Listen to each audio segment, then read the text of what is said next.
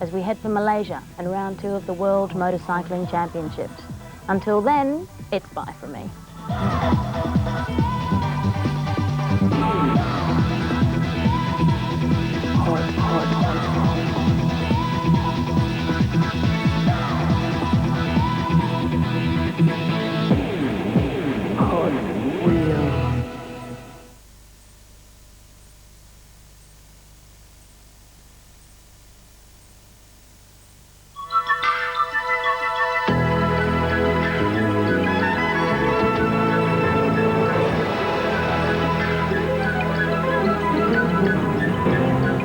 Good morning.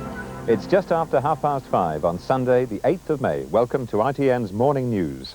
The headlines today: Michael Brown resigns as a Tory whip amid press allegations about his private life.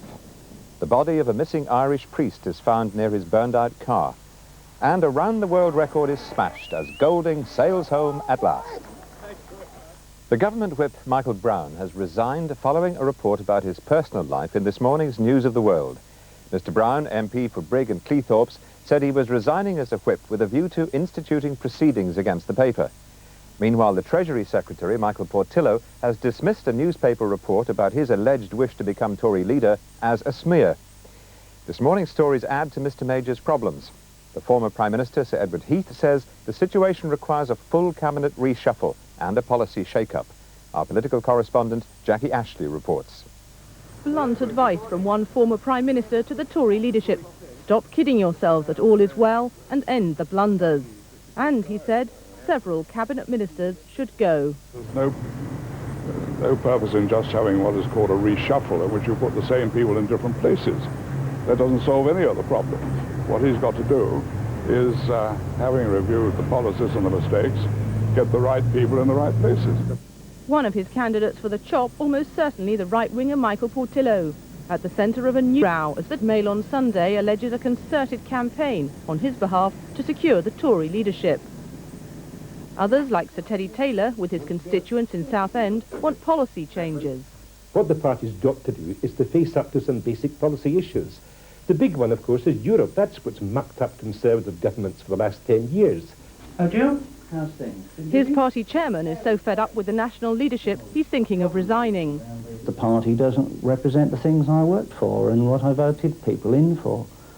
We just seem to be a party of indecision at the moment. And it was the same message from newspapers, which traditionally support the Conservatives. The line we'll be taking is that the party is deeply divided in its understanding of what should be done about Europe. And that it doesn't really have a Tory philosophy at present. As other Sunday newspapers bring gloomy forecasts for John Major, the bookies' William Hill gave him odds of 1 to 2 to be out of office before the next election. Mr. Major himself was lying low at home this weekend, sleeping on those disastrous results, ahead of crisis meetings with party chiefs on Monday. The body of a Roman Catholic priest has been found in County Clare in Ireland. 37-year-old Father Joseph Walsh had been missing for 5 days. Police are now searching for a woman and her 3-year-old son who went missing from the same village a week ago. David Lindsay-Smith at ITN reports. The body of Father Walsh was discovered near the village of Whitegate in County Clare by a local man helping with the police operation. Detectives won't say what the cause of death was, but unconfirmed reports suggest he was shot in the head. Father Walsh's burnt-out car had already been found nearby, an ominous sign as the gutted car of Imelda Riney has also been found. She and her 3-year-old son have been missing for a week. Detectives are connecting the disappearances and the priest's death with the abduction of a 17-year-old girl at gunpoint. Police rescued her and arrested 20-year-old Brendan O'Donnell, known locally as the Fox. In the meantime, the Irish Air Corps and the Army are carrying out a massive operation to find Imelda Riney and her son. The leaders in southern Yemen have called up thousands of army reservists to strengthen their forces in the 6-day-old civil war against the north. The estimated 40,000 extra troops may be used to defend the capital of the former South Yemen, Aden, from advancing North Yemeni troops. Several Western countries are evacuating their nationals from Yemen to Djibouti. RAF Hercules aircraft are on standby to evacuate Britons trapped in the region. Tim Wilcox has been following developments. As the country's foreign community fled, civilians in war-torn Yemen ran the gauntlet of renewed air attacks. Sinar radio reported southern Yemeni forces blasting the northern capital with Scud missiles. They claimed 5 were fired but landed away from their targets. However, with many power lines down and major communication channels broken, the situation on the ground remains confused. While the state radio reported continued fighting, other reports said Sinar and Aden, the power base of the south, were quiet. Fighting seems to have moved from the capitals to the rest of the country, with northern troops said to be inching their way towards key oil fields in the south. Neither side appears to have gained decisive advantage in the civil war which erupted between the former North and South Yemen earlier this week. The two nations merged in an uneasy union of 13 million people 4 years ago. The North is more traditional, more tribal, pro-Islamic and backward-looking.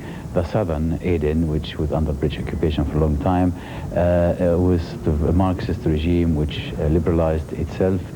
People are more educated there. We have the only brewery that exists in the Arabian Peninsula, exists in Aden. It's industrialized. People are more educated and more cultural there. Meanwhile, the Arab League met in emergency session in Cairo to discuss the 4-day-old bloodletting threatening to dismember one of the Arab world's most volatile and impoverished societies. Jordan chaired the meeting and appealed for Arabs to join hands and salvage the country. Yemeni President Ali Abdullah Saleh, seen here signing the unification treaty with his bitter southern rival, Vice President Ali Salim al-Baid in May 1990, has rejected the appeal and called on al-Baid to surrender. He told Parliament that Yemenis were prepared to make sacrifices for unity and reiterated that the conflict was an internal affair. Analysts are concerned the war will escalate due to both armies holding plenty of military hardware. Both sides are heavily armed. The northern side were engaged in 2 civil wars in the 60s and 70s. The Egyptian troops have been there for a long time. So there's a large amount of armor, artillery and infantry. The southerns have army, would have some tanks, but they are superior in air power and surface-to-surface missiles, mainly Scud-B and Scud-C. Sinar radio said northern troops were advancing on Taiz, southeast of the capital, after routing a southern garrison outside the city. The northerners are also trying to cut off access to vital oil fields and installations controlled by the south.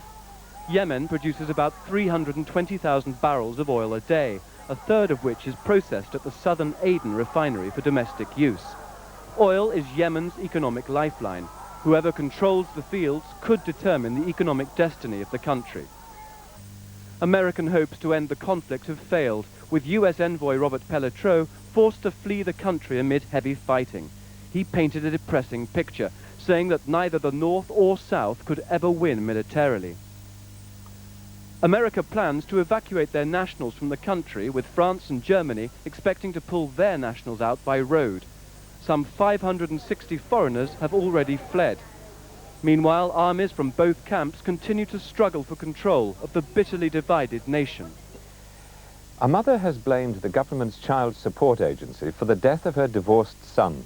Stephen Jackson's body was found at his home shortly after he received a demand for more than £2,000 from the agency. Adrian Britton has our report. Messages of sympathy for another grieving family who blame the child support agency for the death of a relative. Lorna Jackson in no doubt. Her divorced son Stephen committed suicide because of pressure from the CSA to pay more than £2,500 to his former wife. The 41-year-old prison dog handler is believed to have taken an overdose at his home at Albury in the West Midlands. Near his body, police found the demand from the CSA. According to his mother, a demand for extra money, which his former wife didn't request or want. He was not in arrears with any payments. He thought too much of his children to do that. And as I say, his wife was perfect, his ex-wife, perfectly satisfied with what she was getting. I think he just sat down with it and thought, I just can't take any more. The child support agency, set up to trace fathers not paying maintenance, has declined to comment on the case.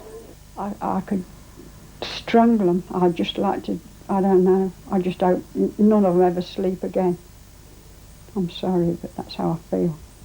Stephen Jackson left 7 letters, 5 to his family. The other 2 were addressed to the Prime Minister and the CSA. His farewell message to both read simply, "Thanks for nothing." Adrian Britton, ITN, Albury.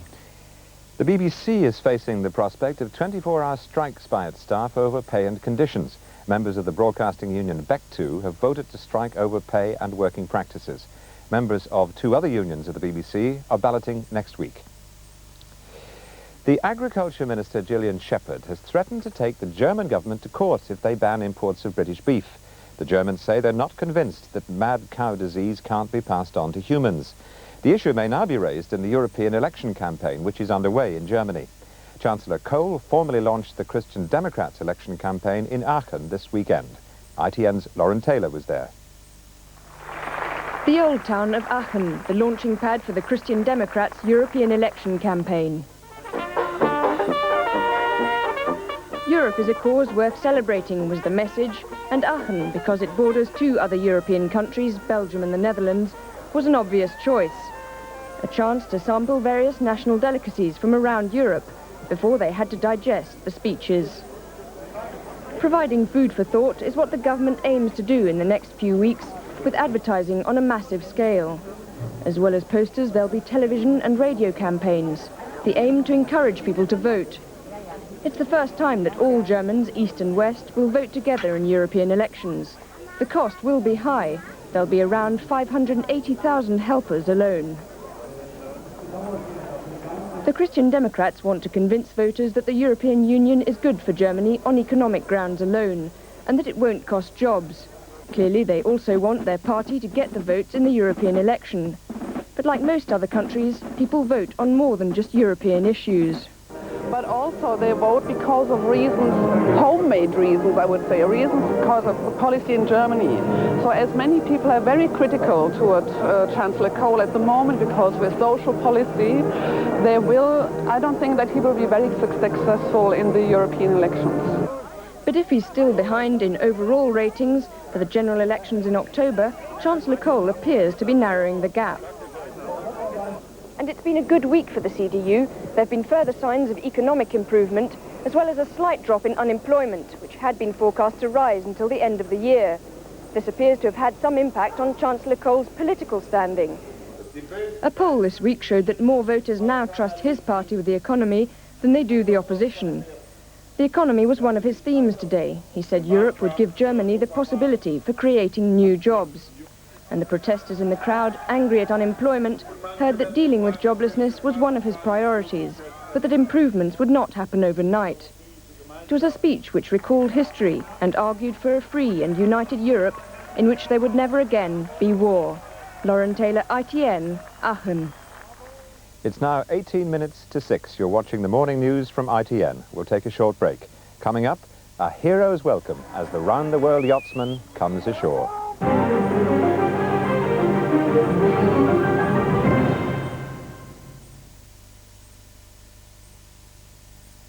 Can your dishwasher powder get dishes this dirty really clean? Fabulous new Fairy can. It's now 2 ways better than conventional powders. Firstly, its cleaning thingies now work harder on foods like macaroni cheese. So Fairy gives you less of this and more of this. Secondly, as this clever little demonstration shows, Fairy also helps get rid of the starchy residue you can't see. So to tackle the dirt you can see and the dirt you can't, try new improved Fairy. They tell me I should study every day and brush my teeth every day. But no one has to tell me using Clearasil lotion every day helps prevent spots. Every day, dirt and grease can block your pores. Clearasil lotion's medicated action clears the pores every day, removing twice as much grease as cosmetic cleansers. And every day, it gets noticed. Clearasil lotion every day helps keep spots away. Pure, colour and free. Introducing Neutralia Derma Protection, the new shampoo from Laboratoire Garnier. Pure, hypoallergenic, Neutralia does not irritate even sensitive scalps. pH neutral with a hard water softener, Neutralia gently washes your hair. My hair is shiny and radiant with health.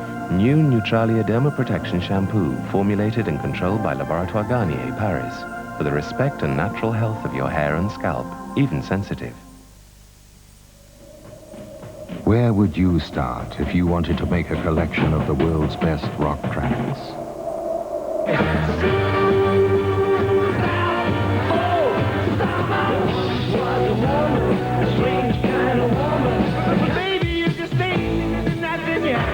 take bands like Rainbow, Deep Purple, Foreigner, Jethro Tull, Free, Black Sabbath and Thin Lizzy. You take artists like Gary Moore, Brian May and Alice Cooper. I'll take whatever I want. You take 100 tracks from the 100 best albums of all time and you'd cram them all on one CD set. You're as cold as ice. Since you've been gone. Since you've been gone. It's called rock. But it's only available from Sounds Direct by post. So get a pen ready. I've been driving all night, my hands wet on the wheel. Whoa, Black Betty, bam my lamp.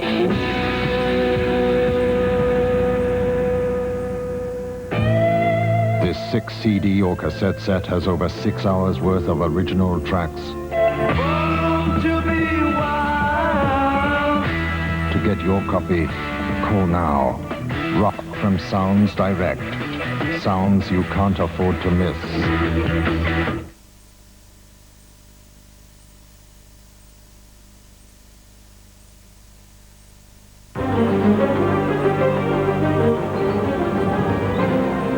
Welcome back to ITN's Morning News.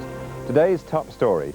The Tory MP Michael Brown has resigned as a government whip after this morning's News of the World printed a report about his personal life. Lone yachtsman Mike Golding has completed his record-breaking trip around the world. On his arrival in Southampton, he'd shaved 125 days off the previous record for sailing around the world the wrong way, against prevailing winds and currents. The 27,000-mile journey took him just 167 days. He says it was very far from plain sailing. The low points were when I had a lot of hand injuries, and the high point was definitely coming out of the Southern Ocean. There was a mixture. I mean, I had all sorts, but on a whole, as a sort of whole event, I enjoyed myself. UN officials in Rwanda say that a ceasefire due to start today is unlikely to have any effect. A 4-day rebel offensive against the capital, Kigali, has resumed, with the airport coming under mortar and small arms fire. An estimated 200,000 people have been killed since the civil war broke out just over a month ago. Craig Oliver reports. Only gunfire and mortars interrupt the deceptive peace of Kigali.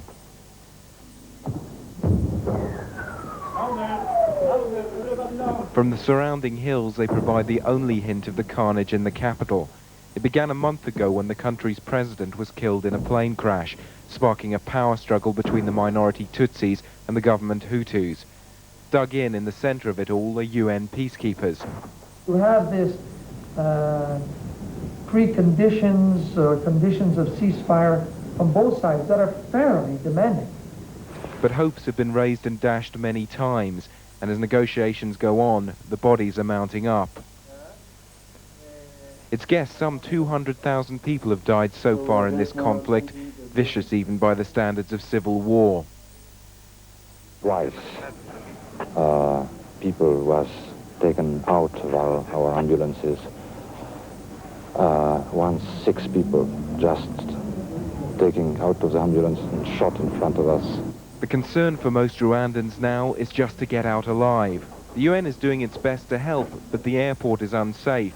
Both sides have been asked to stop firing at planes, but to no avail. And despite ceasefire rumours, neither Tutsis nor Hutus have so far been persuaded to give up fighting long enough to let the wounded and innocent escape. Edvard Munch's stolen masterpiece, The Scream, has been recovered in Norway. The priceless painting was found in a hotel room, removed from its frame but undamaged. 3 people have been arrested. The picture was stolen in February from the National Gallery in Oslo. A fire at a Russian nuclear power station in the Urals has been brought under control. The blaze started when the plant's cooling system failed during a routine check. Bruce Whitehead reports on the warnings from environmental groups that there could have been a radiation leak.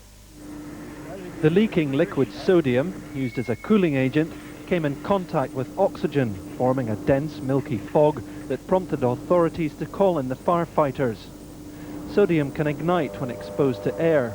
Greenpeace says the liquid sodium used to cool the reactor at the plant near Yekaterinburg in the Ural Mountains may have become irradiated.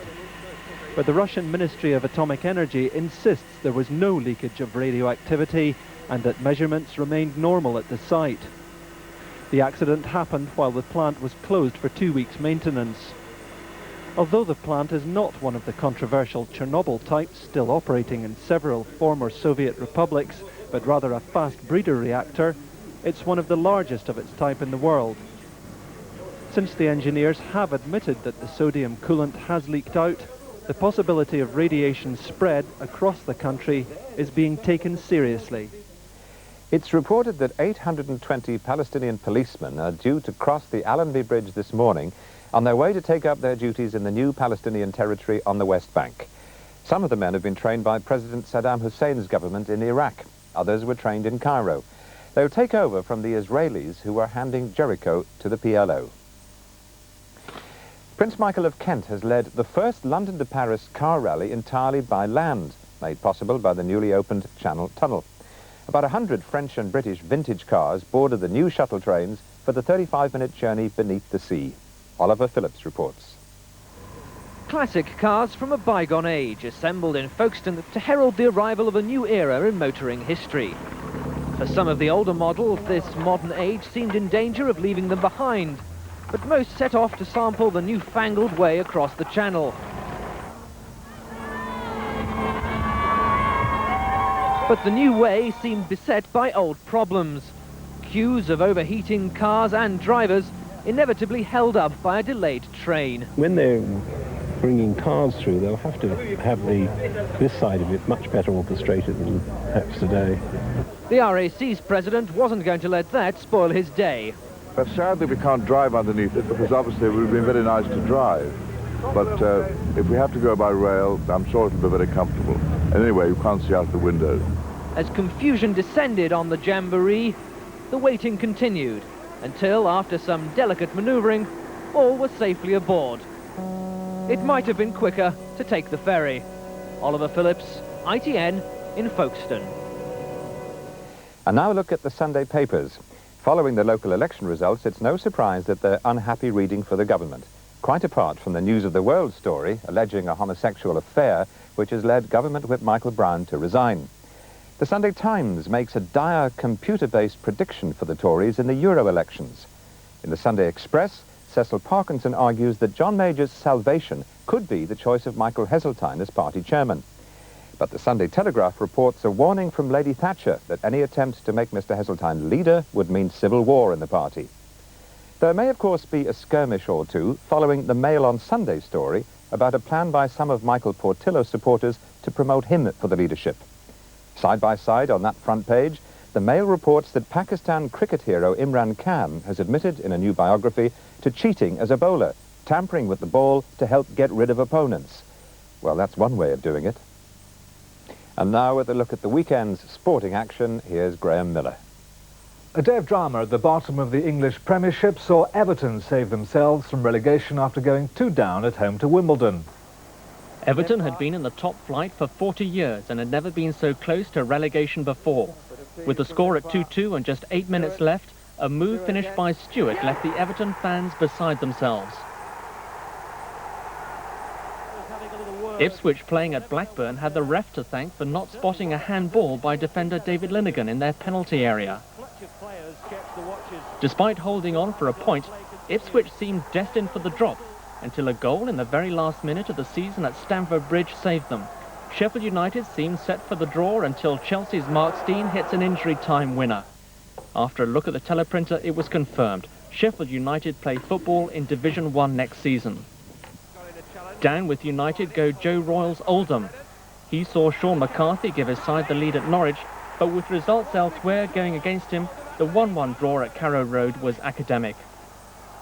Matthew Letizia scored twice in a 3-3 draw at West Ham, this one a special. And finally ending Southampton's relegation worries.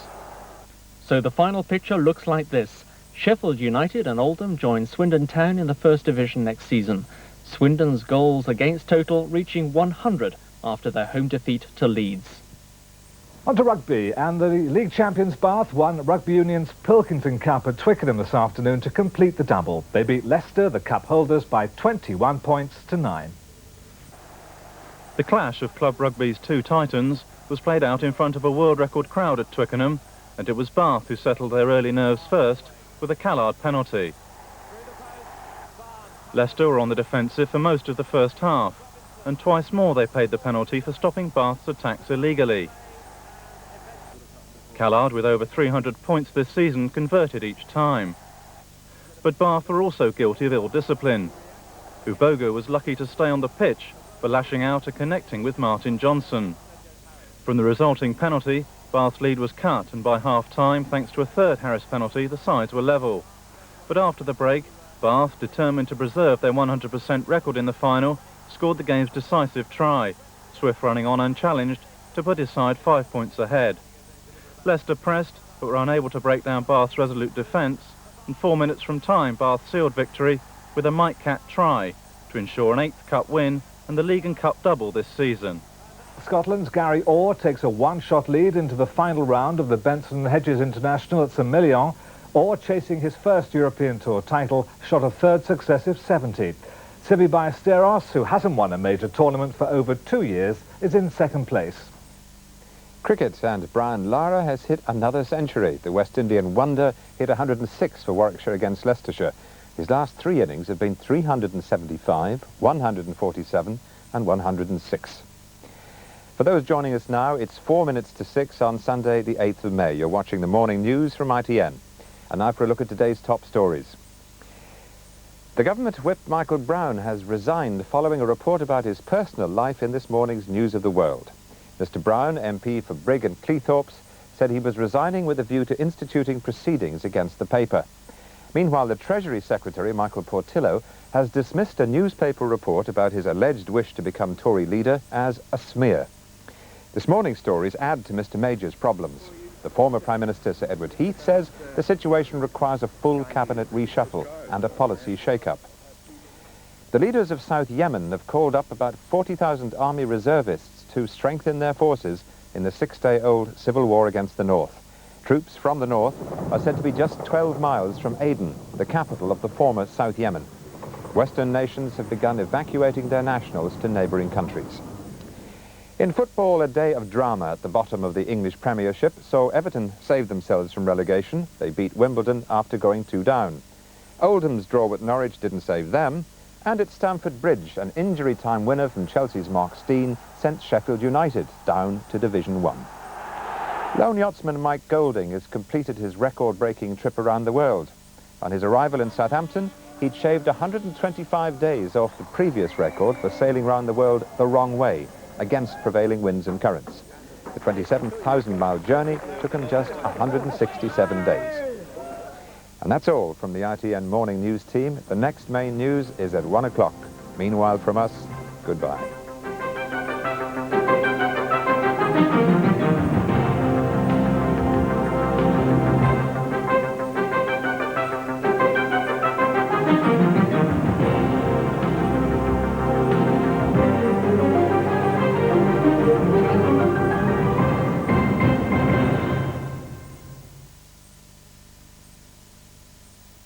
Soothing, toning, cooling.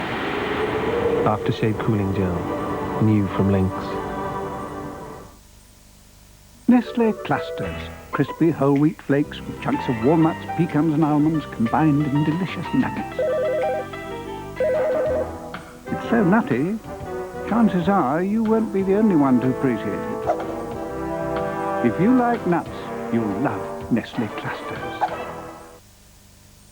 Just talking about sensitive skin makes me go all blotchy. It may look fresh and smooth now, but if I can't use a normal moisturiser, what then? These days, I don't let it irritate me. Oil of Ulay, hypoallergenic, pure white, clinically proven to care for even the most sensitive skin. It moisturizes deep down whilst avoiding irritation. After all, young-looking skin doesn't grow on trees. Oil of Ulay hypoallergenic twice a day, because Ulay is young-looking skin. For me, the best hair colour is a colour with superb shine and a colour that lasts. Now I found it. Casting by L'Oreal, the tone-on-tone shampoo-in colorant. Just twist and apply. Casting, so easy to use. Casting, so gentle with no ammonia. casting from L'Oreal, the deep shine colour that lasts.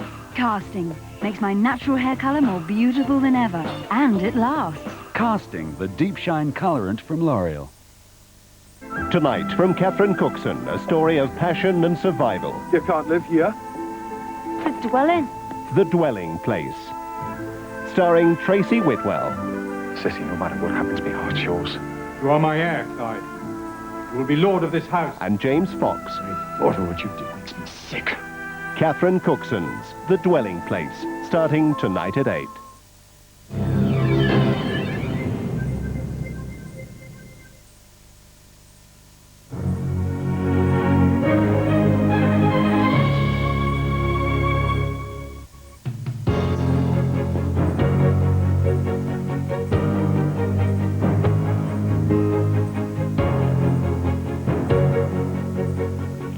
Hello, good morning. It's Sunday the 8th of May. Welcome to GMTV. First the news. Tory MP Michael Brown has resigned as a junior